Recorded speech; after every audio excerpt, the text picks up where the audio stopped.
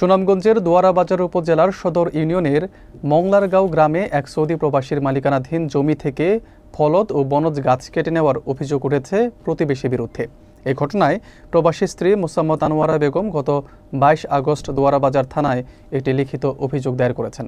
অভিযুক্তরা দেশীয় অস্ত্রশস্ত্র সহ গাছ ও বাঁশ কেটে নিয়ে প্রবাসীর ব্যাপক ক্ষতি সাধন করেছে বলে অভিযোগে উল্লেখ করা হয়েছে। বিস্তারিত থাকছে টেক্সট রিপোর্টে।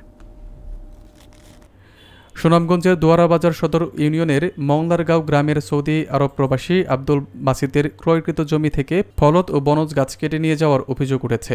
অভিযোগ সূত্রে জানা গেছে, নয়নগাঁও গ্রামের চমক আলী ও বাতির মিয়া সহ তাদের সহযোগীরা গত 19 আগস্ট সকালে দেশীয় অস্ত্রশস্ত্র নিয়ে প্রবাসীর জমির সীমানা প্রাচীর ভেঙে দেয়।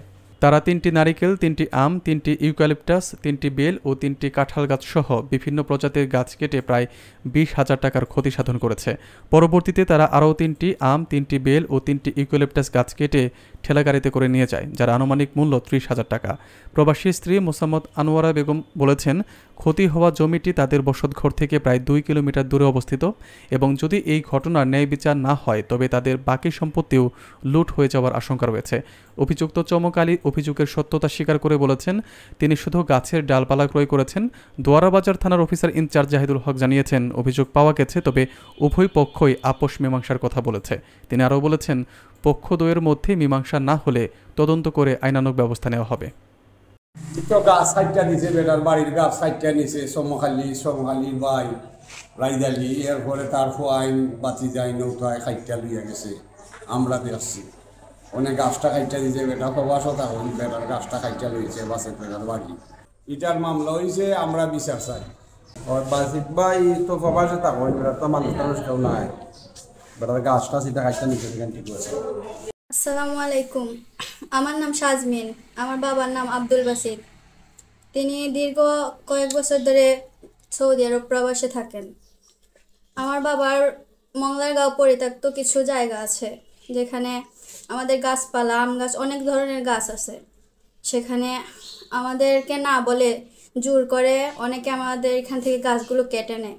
তারপর আমরা কিছু প্রবাসীর কাছ থেকে জানতে পারি এসব বিষয়। আর আমাদের এখানে আমাদের নিজের মানুষগুলো এখানে নাই।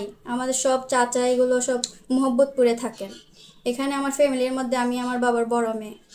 আমার সংসার আমাদের ফ্যামিলি দেখার মতো কেউ নেই, আমি বড়, আমাদেরই সব দেখাশোনা করতে হয়। এখন আমরা ওনাদেরকে জিজ্ঞেস করি, আমাদের না বলে গাছ কেন কেটেছেন। ওনারা নানান ধরনের কথা বলেন, এমন স্বীকার করতে চান না যে ওনারা এই গাছগুলো কেটেছেন। কিন্তু আমরা আশেপাশে মানুষের কাছ থেকে জানতে পারি যে উনি গাছগুলো কেটেছেন। অনেক মানুষকে নিয়ে, কুড়াল এগুলো নিয়ে, অনেক কিছু নিয়ে এসে এগুলো কেটে নিয়ে গিয়েছেন। তারপর আমরা এটা নিয়ে মামলা দেই।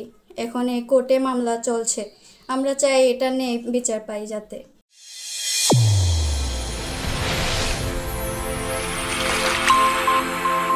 চ্যানেল A1 হৃদয়ের স্পন্দন।